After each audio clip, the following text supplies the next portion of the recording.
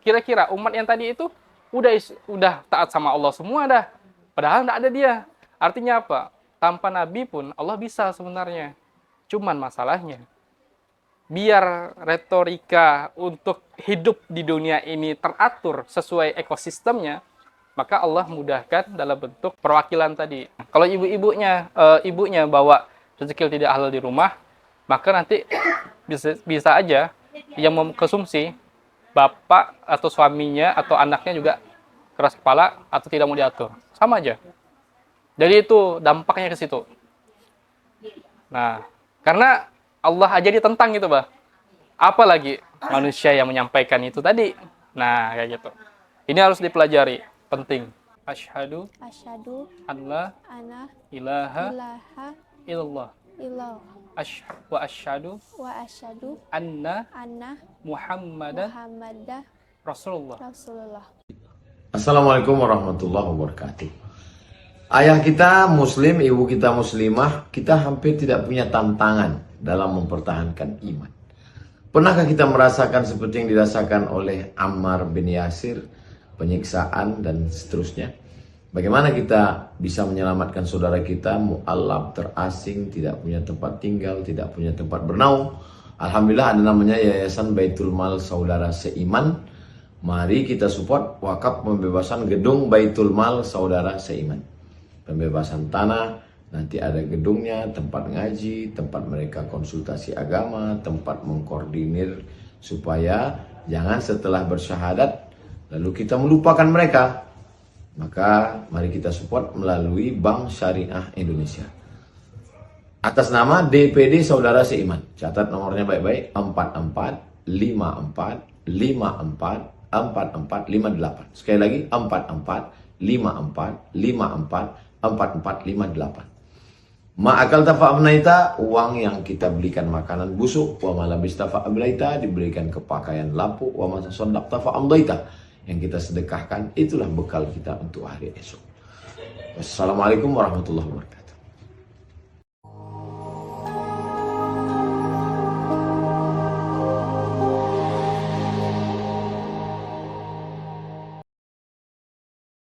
Untuk bekal yang insya Allah pada kesempatan ini juga kita sama-sama mencari ilmu. Saya belajar, ibu-ibu juga belajar. Yang pastinya majelis taklim ini Allah mudahkan, Allah berkahi. Yang dimana hari ini tema yang mau kita angkat itu adalah sukses dunia, sukses akhirat. Nah, kayak gitu. Tapi kita bahas dulu dari sukses dunianya, baru kita sukses akhiratnya. Nah, ada beberapa tema yang akan kita bahas. Kita punya program 90 hari menjadi muslim. 90 hari menjadi muslim itu harapannya adalah kita sebagai seorang muslim yang tadinya mu'alaf statusnya, entah itu karena apa, faktor apa, kita udah tidak ada mikir itu lagi. Karena kita udah muslim, wajib bagi kita untuk belajar mengenal siapa Tuhan kita, siapa Nabi kita, siapa yang kita junjung ajaran-ajarannya, habis itu pedoman hidup kita apa. Nah, jadi kalau dari kami di pondok itu kayak gini tulisannya. Jadi kalau kita tuh belajar segala sesuatu itu ada lingkarannya. Nah, kayak gini. Nah, kalau di sini Quran. Quran. Di sini baru ada hadis. Ini perkataan ulama.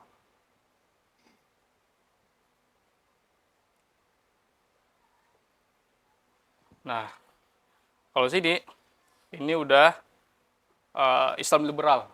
Kalau di kami itu Islam liberal itu Islam yang dia identitas aja. KTP-nya Islam tapi tidak melaksanakan apa-apa. Tidak melaksanakan selayaknya seorang muslim.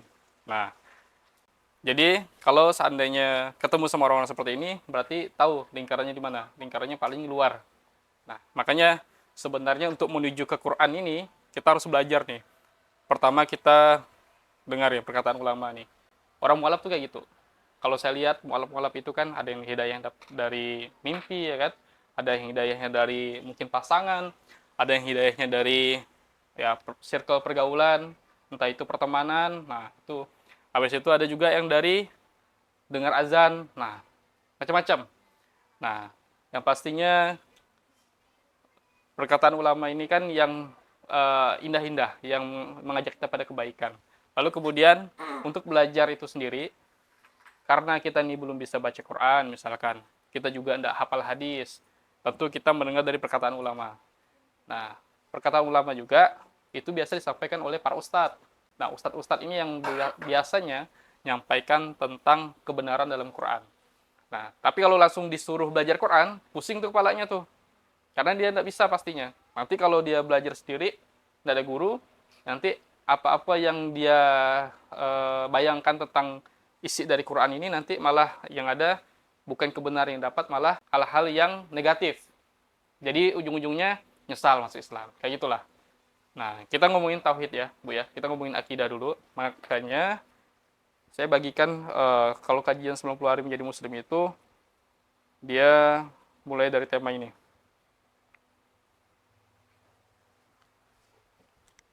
Satunya akidah.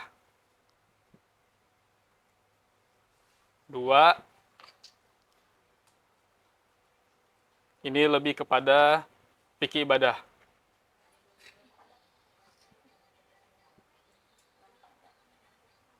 Nanti saya jelaskan ya, kalau tidak nampak.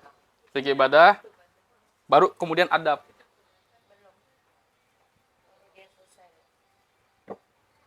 Akhlak. Baru Al-Quran.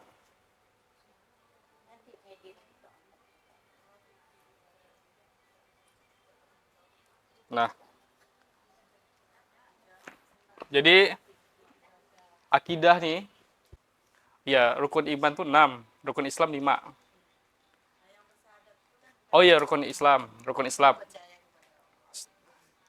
Iya betul. Rukun Islam ada 5.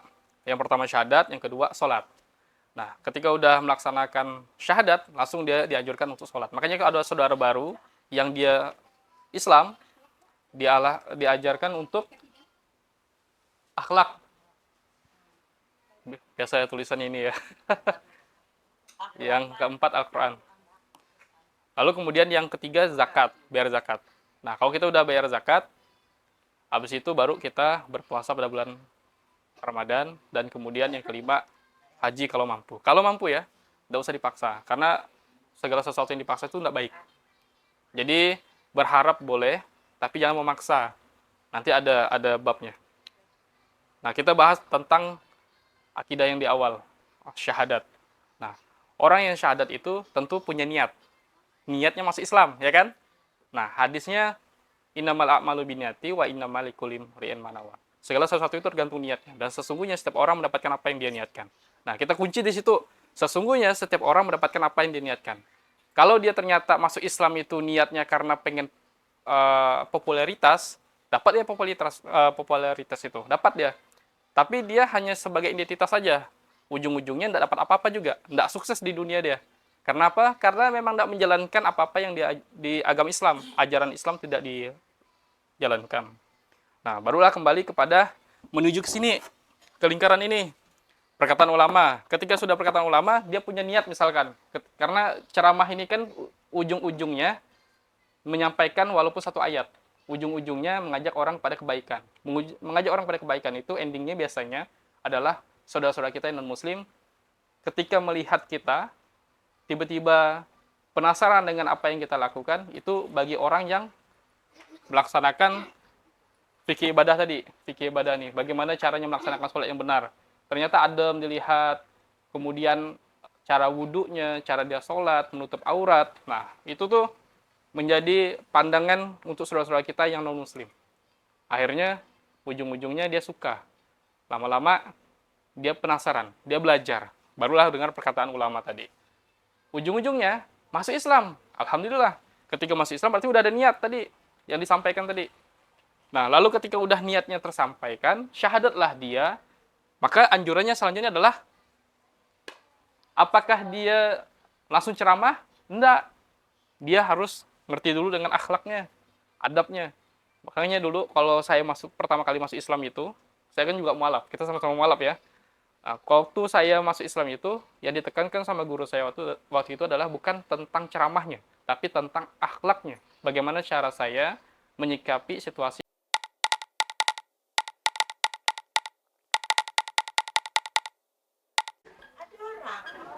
Nah, kita bagi-bagi ya. Yang pengajian atau konsultasi ya? Konsultasi. Masuk sini aja dulu. Ini, kalau nggak salah masih non-muslim ya? Ya, langsung sini. Kasih lewat, Bu. Ini saudara kita mau belajar, mau konsultasi. Masih non-muslim? Nah, masih non-muslim. Alhamdulillah. Sila masuk. Indah.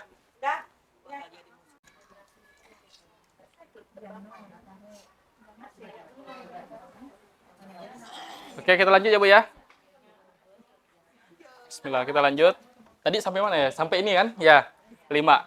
Kalau 5 ini kita terapkan, insya Allah doa kita mudah terkabul. Sangat mudah dan pasti terkabul dengan cepat. Lebih cepat dibandingkan ketika tidak melaksanakan ini. Lebih cepat ini terkabul ketika dilaksanakan. Kalau tidak dilaksanakan, kayaknya tidak akan terkabul. Terkabul, cuman dia jangka waktunya mungkin lama. Yang penting tauhid sebenarnya doa itu. Tapi ini lebih cepat terkabulnya. Kenapa? Karena di sini ada ridhonya orang tua. Ridhonya Allah itu terletak pada ridhonya orang tua. Ada hadisnya, Bu. Lalu kemudian baca Quran. Baca Quran ini, ketika ibu-ibu baca Quran, 1 huruf aja 10 kebaikan. Setuju ya, Bu ya? 1 huruf aja 10 kebaikan. Ketika kita baca banyak huruf, berapa kebaikan yang udah kita dapat? Lalu kemudian tambah lagi STW, sholat tepat waktu. Perintahnya Rasulullah, tepat waktu sholatnya. Kalau kita tepat waktu, insya Allah, Allah mudahkan segala kehidupan kita. Apapun permasalahan kita selesai dengan mudah. Inspiring, mental kita. Udahlah kita tadi melaksanakan birrul walidain, udahlah kita melaksanakan baca Quran, udahlah kita melaksanakan sholat tepat waktu. Mental kita dibuat kaya. Kita lagi keadaan susah, tapi tidak minta-minta, Bu. Karena Allah menilai ini sebagai pahala. Nah, kayak gitu. Lalu kemudian ada rezeki halal. Rezeki halal pun makanan kita jaga. Habis itu akadnya segala sesuatunya kita jaga. Insya Allah Allah mudahkan urusan kita. Kayak gitu. Lalu ditambah lagi dengan lingkarannya tadi. Ada Quran, hadis, perkataan ulama. Ketika kita melaksanakan proses ini semua, insya Allah Allah mudahkan nih urusan kita. Nah, kembali lagi ngomongin mental kayak tadi. Sukses di dunia, sukses di akhirat. Sukses di dunia itu adalah ketika kita bisa menerapkan semua apa yang ada di pedoman hidup kita. Manusia itu lahir, misalkan manusia itu kayak gini dia. Kita coba buat ya, Bu ya, ekosistemnya.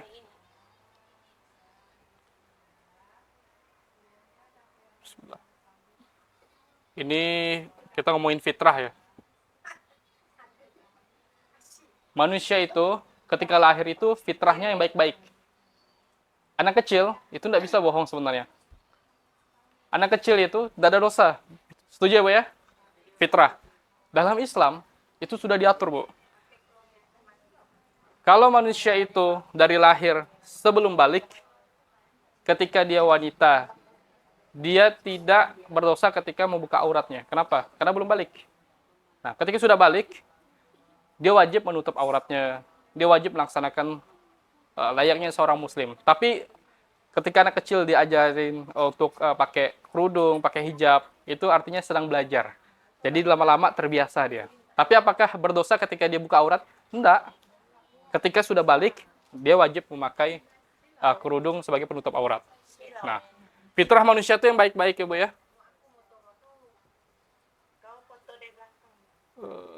Lalu kemudian manusia itu lahir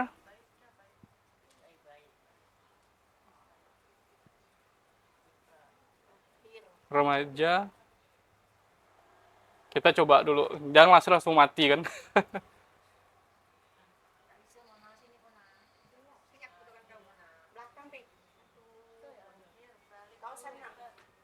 Ya di sini baliknya. Habis itu,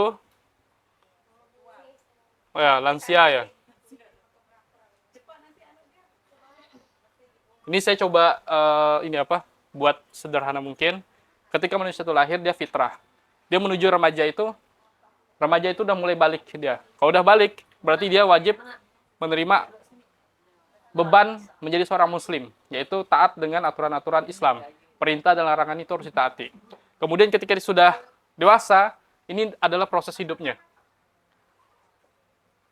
Entah dia itu bekerja, menikah, punya keluarga. Nah, di situ adalah proses di mana dia ujian-ujian itu bertubi-tubi akan datang. Ujian-ujian tadi itu memang disetting dah tuh. Ketika ibu berkeluarga, ujiannya keluarga. Ketika ibu bekerja, ujiannya bekerja. Ketika ibu ujiannya persahabatan, berarti kan sedang berteman. Nah, lingkungan sosial, ada ujian. Semua ada ujian. Nah, tergantung dari kita bagaimana cara kita menyelesaikan ujian-ujian itu tadi. Nah, segala sesuatu yang berkaitan dengan ujian, ketika kita selesaikan, itu pahala semua tuh hitungannya tuh. Nah, itu dipastikan pahala. Karena apa? Ujung-ujungnya, nah ini ujung-ujungnya, manusia diciptakan, penciptaan manusia itu adalah ibadah. Manusia dan jin itu diciptakan untuk beribadah. Nih, segala sesuatu yang ada di dunia ini ibadah sifatnya. Ketika kita lahir tadi, nah, kita remaja tadi, kita berproses. Kemudian udah balik, nah itu mulai diperhitungkan kita. Apa perbuatan yang salah, apa perbuatan yang baik, itu udah mulai masuk hitungan-hitungan. Ketika kita melaksanakan proses kebaikan, ujiannya ada tak? Ada. Ujiannya orang-orang yang tidak melakukan kebaikan. Karena ada timbal baliknya. Ada lawan katanya juga. Buruk, baik. Nah, kalau ternyata semua orang baik di muka bumi ini, tidak ada proses hidup namanya. Tidak ada ujian-ujian hidup. Tapi ketika dia melaksanakan proses kebaikan, maka ada proses keburukan yang sedang mengganggu. Nah, setan selama ini selalu difitnah. Betul nggak? Setan itu sebenarnya ada dalam diri manusia masing-masing. Di otaknya tuh ada tuh. Makanya manusia itu dibekali logika, nafsu.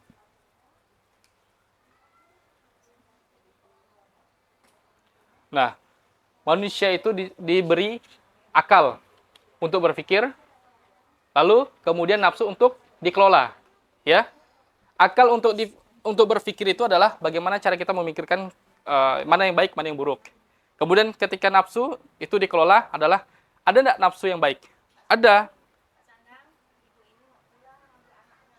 Oh iya, boleh, boleh. Sini. Oh iya Bu. Ah, boleh. Oh, Insya Allah. Waalaikumsalam. Sampai kepada manusia diciptakan, nah, dibekali dengan akal untuk berpikir, nafsu untuk dikelola. Ketika nafsu kita kelola dengan baik, karena ada akal tadi itu, mana yang baik, mana yang buruk kita bisa pikirkan, maka kebaikan semua tuh.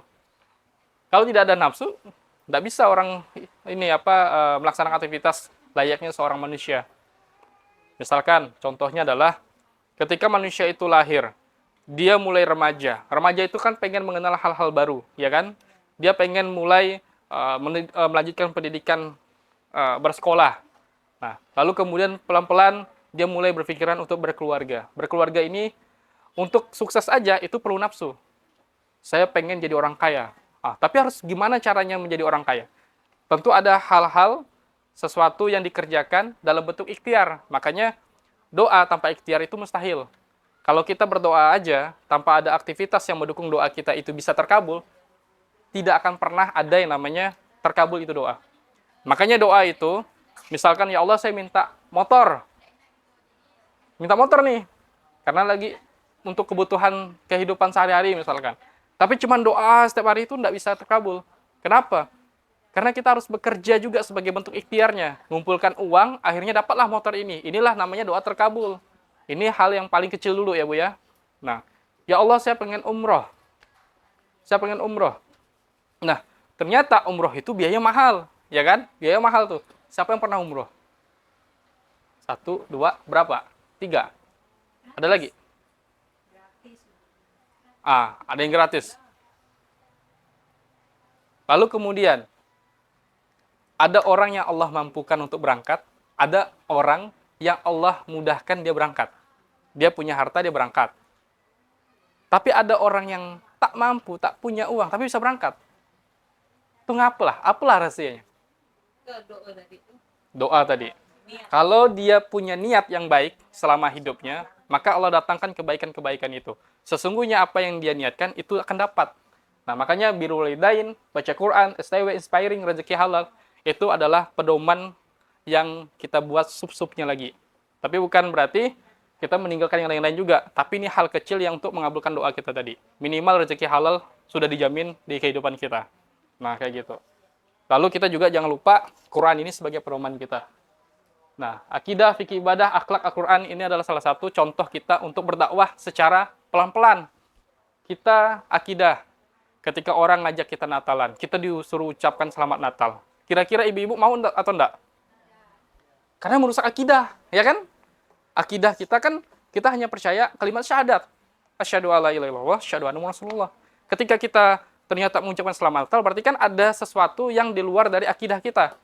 Kita ikut nimbrung di situ, itu ikut-ikutan namanya. Itu enggak boleh. Itu termasuk dakwah, ibu-ibu. Itu termasuk hal-hal yang berkaitan dengan kebaikan kita. Nah, fikih ibadah. Fikih ibadah ini kan lebih kepada bagaimana cara kita taharoh, bagaimana kita melaksanakan sholat dengan baik dan benar, kemudian bagaimana cara kita mengamalkan zikir. Nah, pokoknya berkaitan dengan ibadah-ibadah kita itu adalah untuk menenangkan, memuaskan hati kita tadi. Hati kita ini kacau, Bu. Tapi ketika kita puaskan dengan hal-hal kebaikan, puas dia. Karena hati kita ini fitrah. Manusia itu yang baik-baik fitrahnya. Jadi ketika hati kita asah terus kebaikan-kebaikan yang ada di dalamnya, maka apapun ketika ibu memandang musuh ibu sekalipun, itu adem. Ibu punya teman, sering gosipin ibu.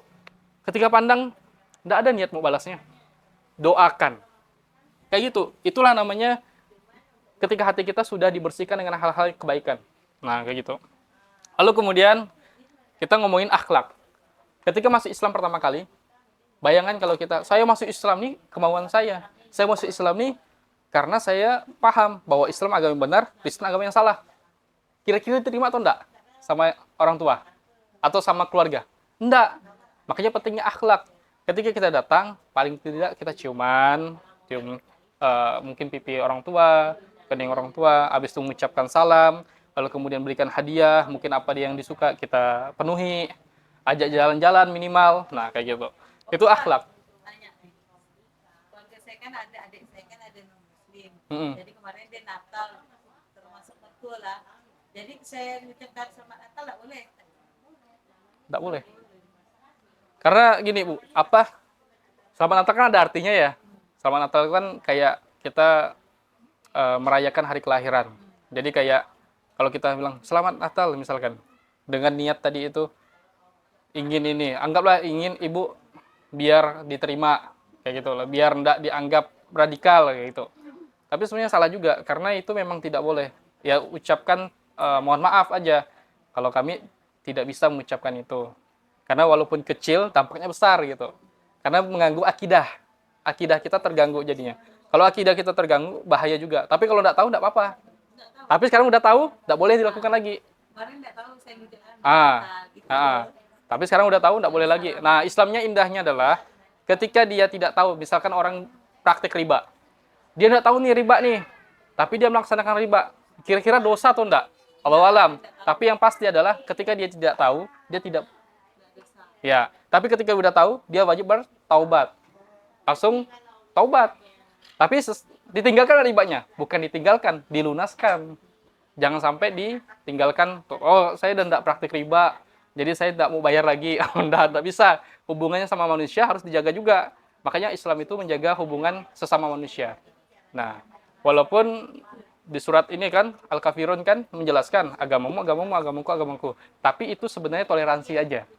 Nah, ranahnya toleransi. Kayak gitu. Lalu kemudian kita ngomongin Al-Quran. Al-Quran yang ibu saat ini sedang pelajari, ini adalah bekal ketika kita menghadapi sebuah kematian. Tapi, Bu, ketika Al-Quran itu tidak diamalkan, itu dikalikan 0. Kita bisa baca Quran, tapi tidak diamalkan, dikalikan 0. Walaupun ternyata ada loh kebaikan-kebaikan, misalkan 10 kebaikan kita dapat. Iya, dapat. Tapi masalahnya ketika kita tidak amalkan, rasa-rasanya kurang kebaikan yang kita dapat itu. Nah. Sampai di sini, ada pertanyaan enggak? Boleh, Bu? Kita sampai azan selesai kita. Insya Allah. Tadi kan aja. Ah, udah azan kah? Belum. Jam 3. Berarti bukan azan. Ada yang ditanyakan, Bu? Kita sharing. Nanti insya Allah ada beberapa ustadz yang ngisi. Kalau saya bagian temanya ini. Nanti akidah kita bahas satu persatu. Ini kan pertemuan pertama ya. Kita baru cuman mukadimah bahasanya. Tapi mukadimahnya agak panjang. Nah, kita akidah apa-apa di sub-subnya nanti kita pelajari. Habis itu kemudian fikih ibadah. Nanti kita ada praktek. Saya yakin, ibu-ibu ada enggak kira-kira taharohnya tapi masih ragu-ragu? Ada enggak? Dia bersuci, berwudu, tapi ada yang ragu-ragu. Ada enggak? Atau hanya sembarang aja? Kadang-kadang kan aja. Nah, kunci tenang dalam taharuh itu adalah ketika ada ulama yang jadi rujukannya. Kan ada 4 yang harus kita kita ikuti. Apa-apa? Ada yang tahu? Hambali, Syafi'i, Hanafi yang terakhir. Malik, Hanafi. Yang paling mudah kan Hanafi. Nah, tergantung ibu-ibu nih, mana yang kira-kira mudah segala macam, ikuti. Tapi semakin besar kesulitannya, semakin besar pahalanya. Kurang lebih kayak gitu ya, Bu ya. Nah, tapi apakah misalkan saya ndak ini, contohnya ya, ada orang-orang yang masih mempermasalahkan tentang kunut tidak kunut ya, Bu ya. Ada yang mempermasalahkan kunut, ada yang mempermasalahkan tidak kunut. Nah, sebenarnya ndak masalah. Yang salah adalah ketika tidak sholat. Jadi itu jangan sampai menjadi rujukan kita untuk berdebat. Itu ndak ada hal-hal yang harus diperdebatkan. Jadi ketika kita melihat imam kita siapa, itulah yang kita ikuti. Karena imamnya sudah menanggung apa-apa yang ada di makmum itu tadi. Dosanya imam semua yang ini. Jadi aman. Begitu juga 4 imam tadi yang kita ikuti. Kalau ketika kita tidak mengikuti 4 imam, dosanya full ke kita. Tapi ketika ada salah, misalkan ini kan contoh, ada yang salah dari keempat ini, minimal kita tidak dosa. Tapi yang menanggung imamnya. Paham kan? Kayak gitu loh Islam. Makanya harus ada rujukan. Ada ustadz yang diikuti, ustadz juga nanti rujukannya kemana. Nah, ternyata ustadznya jelas, urusan ikutan imam mana jelas. Nah, jadi aman dah, ibu-ibu nyaman. Kayak gitu. Jangan sampai nanti selama ini wudu aman enggak ya? Selama ini kita taharoh misalkan berkaitan dengan bersuci, entah itu hadas kecil, hadas besar, itu udah aman atau belum. Nah, karena ada pengaruhnya. Ketika kita punya anak-anak, itu nanti pengaruhnya ke situ. Kalau kita tidak membawa rezeki halal ke rumah, suami ya khususnya, itu kalau tidak istrinya yang keras kepala, anaknya yang tak mau diatur. Kayak gitu. Begitu juga sebaliknya. Kalau ibunya bawa rezeki tidak halal di rumah, maka nanti bisa aja yang mengkonsumsi bapak atau suaminya atau anaknya juga keras kepala atau tidak mau diatur. Sama aja. Jadi itu dampaknya ke situ. Nah, karena Allah aja ditentang gitu, Bah. Apalagi manusia yang menyampaikan itu tadi. Nah, kayak gitu. Ini harus dipelajari, penting. Auzubillahiminasyaitonirrajim. Bismillahirrahmanirrahim. Assalamualaikum warahmatullahi wabarakatuh. Abang kakak ayah bunda rahimakumullah. Saya Muhammad Nur Hasan dari Masjid Kapal Muzalat Indonesia. Menyampaikan informasi sekaligus memohon doa dan juga support dari ayah bunda semuanya. Bahwa hari ini Tokya berada di bangunan Yayasan Baitul Mal Saudara Seiman. InsyaAllah teman-teman bergerak untuk mengumpulkan zakat, infak, sedekah dan juga wakaf untuk pembebasan atau pembelian sebuah rumah yang terletak di Tembelan Sampit di Pontianak Timur. Harganya 500 juta dan orang baik yang membersamai gerakan wakaf ini bermurah hati mewakafkan sejumlah 100 juta rupiah. Sehingga kita tinggal mencari sisanya sekitar 400 juta rupiah. Dan ini kita diberikan waktu selama 30 bulan. Dan dengan 1 juta per orang, ya, itu sudah bisa kita menyelesaikan pembebasan rumah yang sudah siap digerakkan untuk dakwah wakaf, terutama untuk pembinaan para mualaf di daerah pedalaman, wabil khusus yang ada di Kalimantan Barat.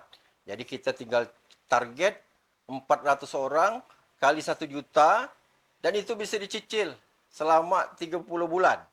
Tapi lebih cepat, lebih baik insya-Allah. Usia boleh terputus, pahala wakaf mengalir terus. Usia boleh berakhir, tapi pahala wakaf akan terus mengalir. Bagi abang kakak yang berminat untuk terlibat mensupport pembangunan pembebasan rumah wakaf untuk Yayasan Baitul Mal Saudara Seiman ini, dapat mentransfer ke rekening Bank Syariah Indonesia di nomor rekening 4454544458